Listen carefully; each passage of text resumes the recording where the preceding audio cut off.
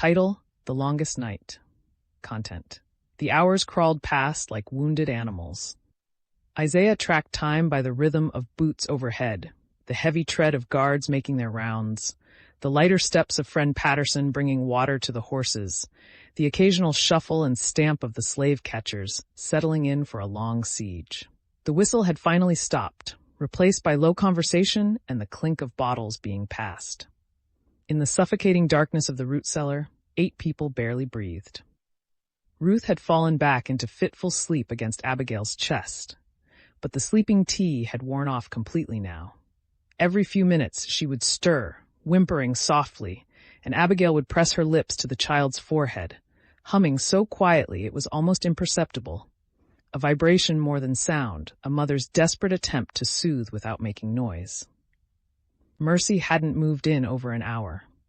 She lay on the straw against the far wall, her breathing so shallow that twice Isaiah had reached out in the dark to make sure she was still alive. Each time his fingers found the faint flutter of pulse at her throat, but it was growing weaker. The old woman was dying by inches in this hole in the ground. "Can't stay here," Samuel breathed, his lips so close to Isaiah's ear that the words were felt more than heard. "We'll all die waiting." Isaiah squeezed his arm in warning. Not now. Not with guards 10 feet above their heads. But Samuel was right, and they all knew it. The root cellar was a tomb, not a sanctuary. Without food, without proper water, without air that didn't taste like dirt and fear. They had perhaps 2 days before someone grew too weak to move. Mercy didn't even have that long. Hannah's hand found Isaiah's in the darkness, her fingers interlacing with his. He could feel her pulse racing against his palm, could sense the terror she was fighting to contain. They had come so far, through the swamp, through the cave, through the underground river that should have killed them, only to be trapped like rats beneath a barn floor. Moses's voice was barely a breath of air. Need to talk. Strategy. Isaiah nodded, though Moses couldn't see it in the absolute darkness. Carefully, moving with agonizing slowness to avoid rustling the straw, he shifted position until his head was close to Moses's. "Can't stay," Moses whispered. "Mercy won't last. Elijah's ankle getting worse. Felt it when I checked. Swelling bad." Isaiah had felt it too. Elijah's injury from the creek was infected, the flesh hot and tight beneath his probing fingers. She needed proper doctoring, not hiding in a cellar breathing moldy air. "Patterson will find a way," Isaiah breathed back. But would he? The Quaker farmer had already risked everything by hiding them. With guards posted day and night, with slave catchers watching his every move, what could he possibly do? Above them someone laughed, a harsh, ugly sound. Then a voice Isaiah recognized, Silas Crow. "Tomorrow we search every building again," Crow said, his words muffled by the floorboards but still audible. "Every barn, every shed, every chicken coop in 5 miles. They're here somewhere. 8 nuggers don't just vanish into air." "Could have kept running," another voice suggested. "Might be 10 miles away by now." "Not with an old woman and a child," Crow's voice was certain. "Not after running all night. They're holed up somewhere close, waiting for us to give up and move on." "Well, we ain't moving." "Mrs. Belmont's offering $200 for each one brought back alive. That's $1,600, boys. We can afford to be patient." $200 per person. The number hit Isaiah like a fist. That was more than most men made in a year. With that kind of money on their heads, every farmer, every traveler, every poor white man in the county would be watching for them. Ruth whimpered again, louder this time, and Abigail's hand immediately covered the child's mouth. Isaiah heard the mother's breathing accelerate, heard the soft sob she couldn't quite suppress. 4 years old and already a fugitive with a price on her head, already learning that making noise meant death. Ruth whispered against Abigail's palm, "Mama, I'm thirsty." Abigail's hand trembled. They had a single canteen of water, brought down by Rachel Patterson in those brief minutes before the slave catchers arrived. 8 people, 1 canteen, and no way to know how long they'd be trapped here. "Shh, baby," Abigail breathed, so quietly Isaiah barely heard it. "Soon, I promise." Another lie, another promise that might never be kept. Clara shifted position, and Isaiah heard the soft scrape of metal. She'd been sitting near the entrance to the cellar for hours, holding Moses's hammer, the only weapon they had. If the slave catchers found the hidden door, if they pulled back the straw and boards, Clara would be the first line of defense. One woman with a hammer against armed men. It wouldn't be enough. They all knew it wouldn't be enough. But Clara sat there anyway, her breathing steady, her grip never loosening on that hammer. She had blackmailed her way into this escape, had forced them to take her despite the risk, and now she would die defending them if it came to that. Isaiah found himself grateful for her presence, grateful for her fierce determination to survive. Isaiah, Hannah's lips touched his ear. If they find us, they won't. If they do, she insisted, her voice breaking, don't fight, don't give them a reason to. She couldn't finish, couldn't say the words. Don't give them a reason to kill you. Isaiah pulled her closer, felt her body shaking against his. They had promised each other at the chapel, if one was caught, the other would keep running. But that was before, when they still believed careful planning would save them. Now, trapped in this hole with nowhere to run, those promises felt hollow. If the slave catchers found this cellar, they would all be taken, and Isaiah knew what awaited them back at the plantation.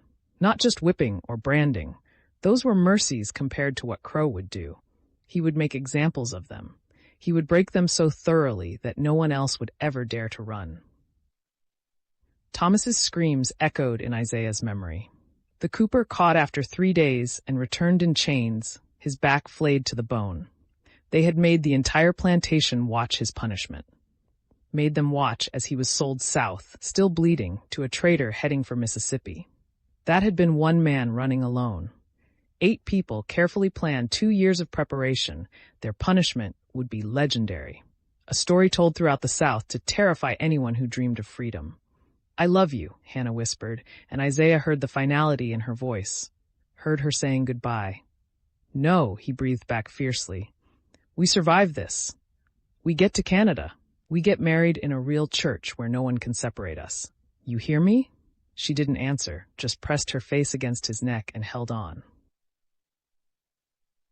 Hours passed. The voices above grew quieter as the slave catchers settled in for the night.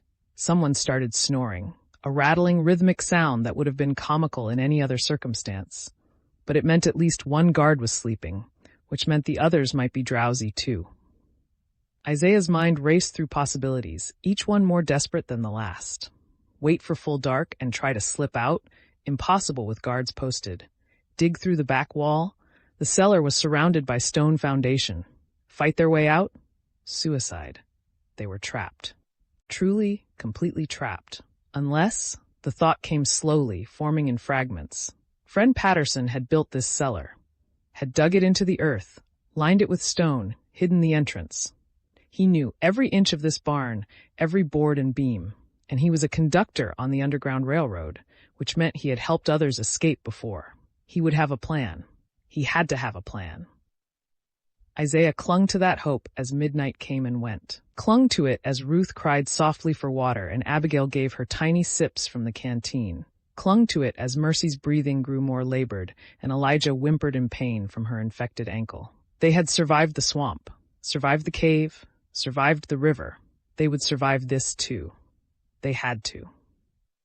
Just before dawn, Isaiah could sense it somehow, could feel the quality of darkness changing.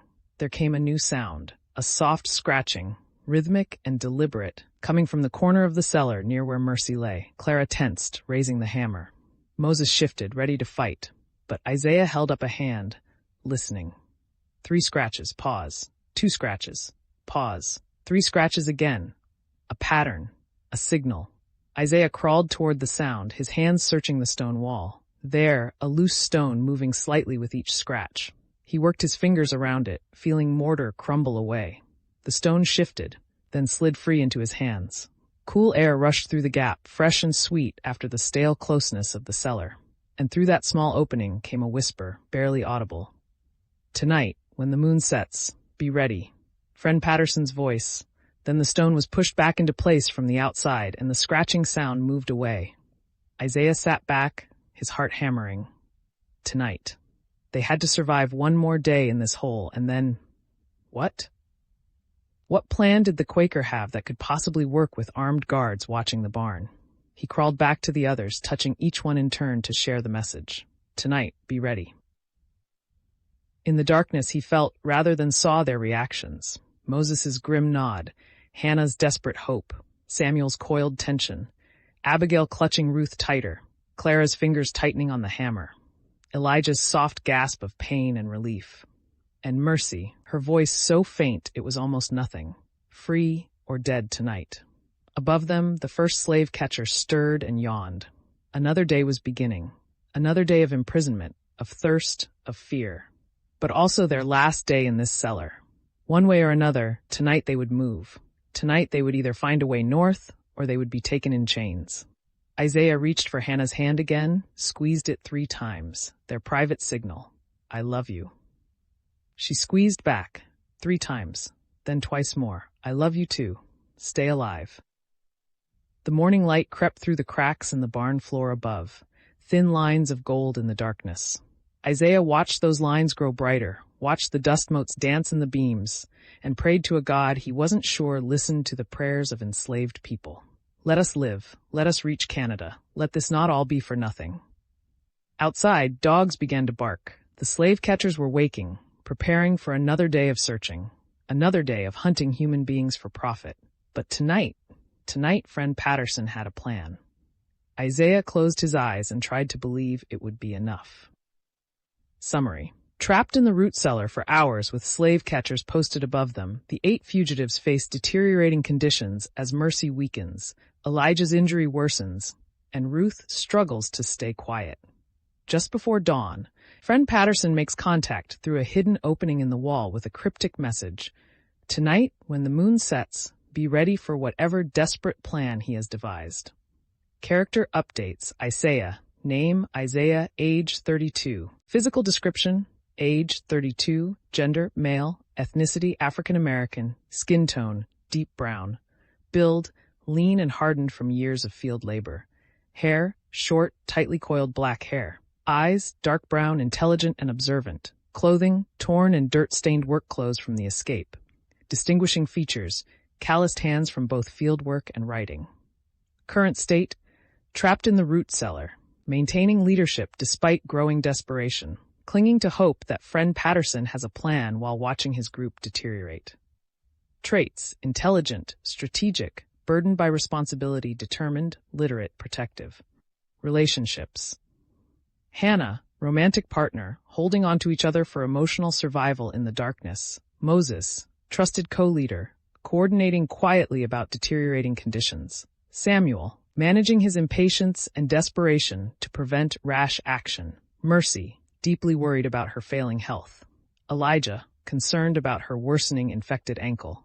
Abigail, witnessing her desperate attempts to keep Ruth quiet. Ruth, aware she represents both innocence and danger to the group. Clara, grateful for her fierce determination to defend them. Friend Patterson, placing all hope in his promised plan for tonight. Hannah, name, Hannah. Age, 26. Physical description, age 26, gender female, ethnicity African American, skin tone light brown, build slender and graceful from housework. Hair, long black hair, usually carefully maintained but now disheveled. Eyes, dark brown, expressive. Clothing, torn and muddy dress from the escape.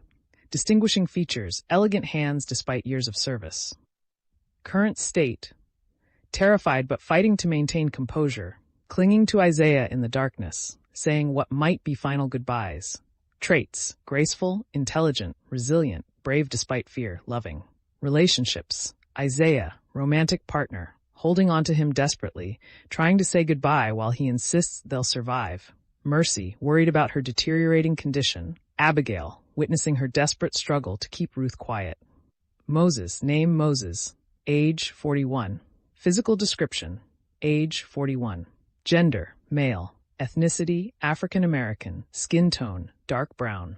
Build, massive and powerfully built from blacksmith work. Hair, short black hair graying at temples. Eyes, dark brown, steady and calm.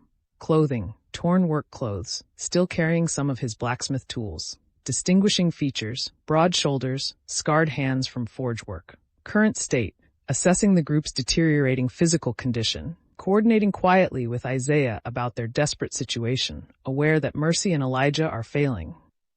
Traits: strong, steady, practical, loyal, protective. Relationships: Isaiah, trusted co-leader, communicating strategy in whispers. Mercy, deeply concerned about her failing health. Elijah, worried about her infected ankle getting worse. Clara, respects her fierce determination to defend the group. Mercy, name, Mercy, age 67, physical description, age 67, gender, female, ethnicity, African American, skin tone, dark brown, weathered with age. Build, thin and frail from age, hair, white, sparse. Eyes, dark brown, dimming with exhaustion.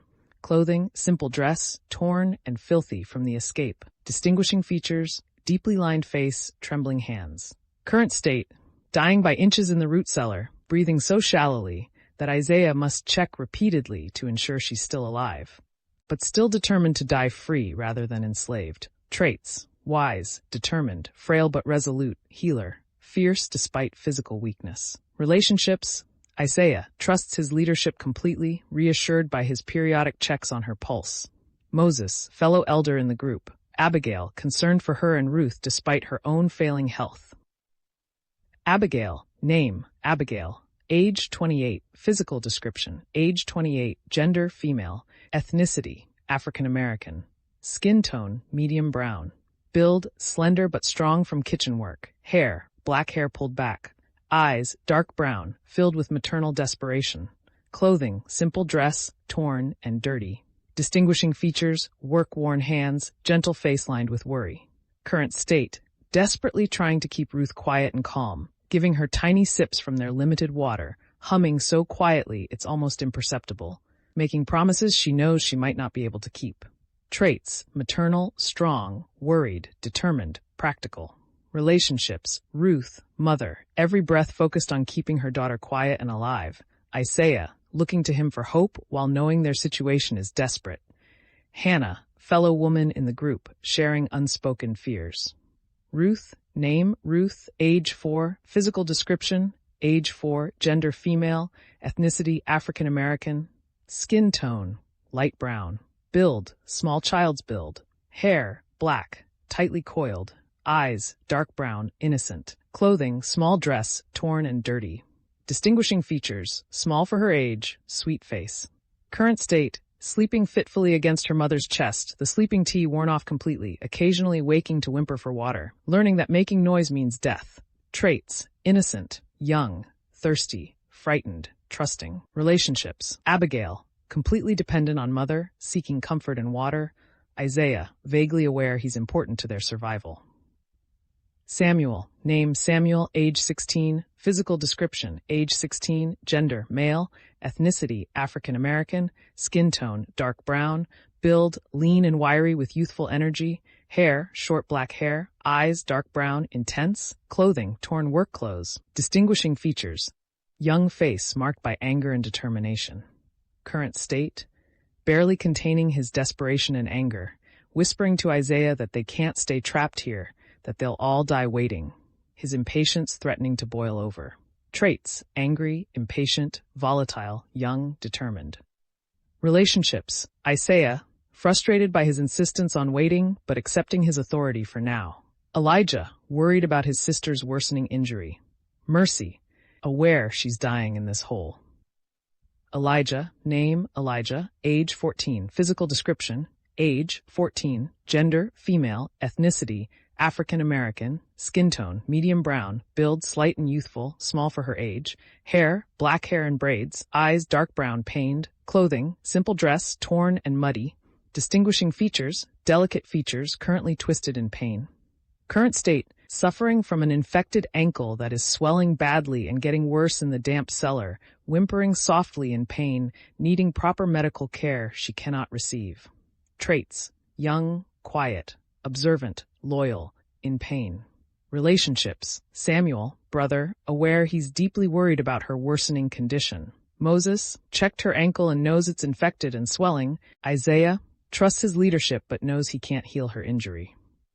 Clara, name Clara, age 29, physical description, age 29, gender female, ethnicity African American, skin tone dark brown, build lean and strong from field work, black hair pulled back tightly, eyes, dark brown, fierce and alert. Clothing, torn field clothes. Distinguishing features, strong hands, determined expression.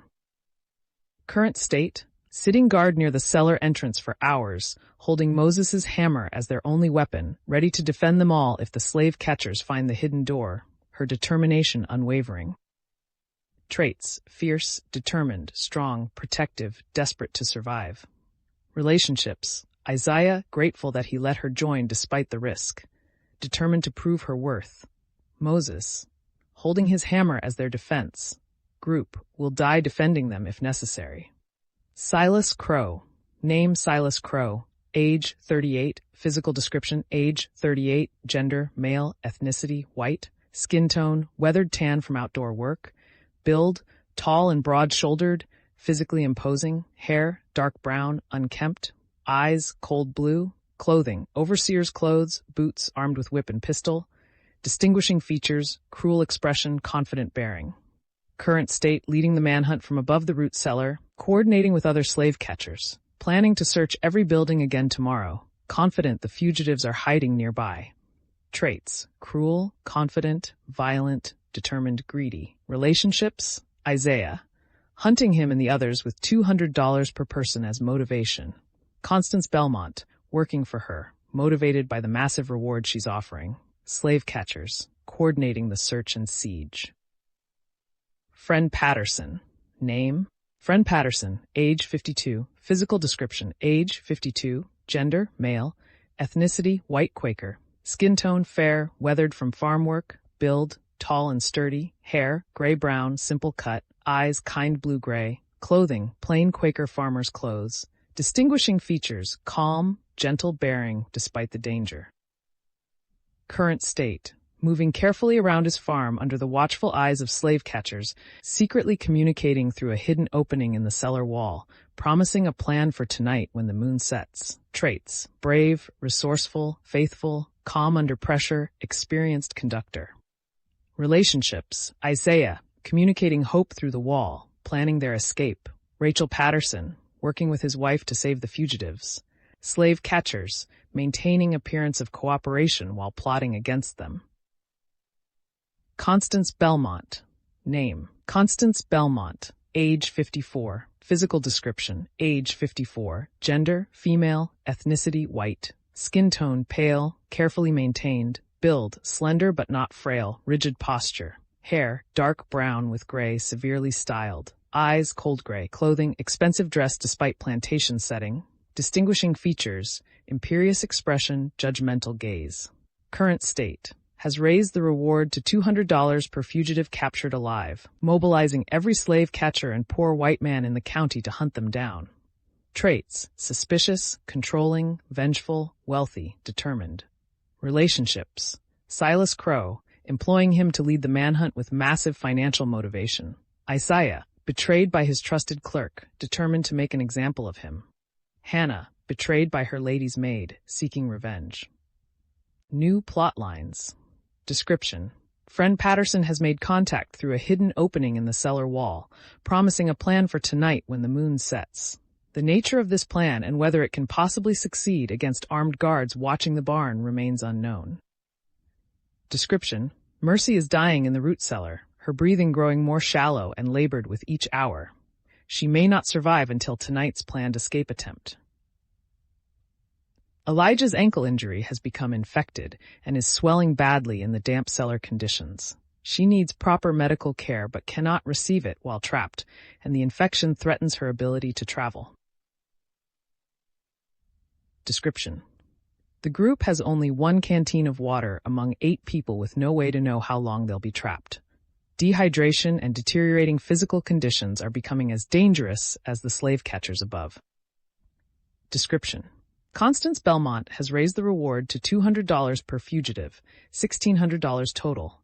This massive sum has mobilized every poor white man and slave catcher in the county, making their eventual escape exponentially more dangerous. Description. Ruth's sleeping tea has completely worn off and she is awake, thirsty, and struggling to stay quiet. A 4-year-old child's cry could doom them all at any moment. The slave catchers plan to search every building in a 5-mile radius again tomorrow, systematically eliminating hiding places. Time is running out for the fugitives to escape before they're discovered. Resolved plotlines. World changes. Description. The reward for the 8 fugitives has been raised to $200 per person alive, $1,600 total, mobilizing an unprecedented manhunt throughout the county. Description. The slave catchers have established a siege mentality, posting guards day and night around the Patterson farm, turning the barn into a prison for the hidden fugitives. Description. Friend Patterson has revealed he has a secret way to communicate with the fugitives through a hidden opening in the cellar wall, suggesting the Underground Railroad's infrastructure is more sophisticated than previously shown. Thanks for watching our stories. Don't forget to like and subscribe for more epic adventures. Thanks for watching our stories. Don't forget to like and subscribe for more epic adventures.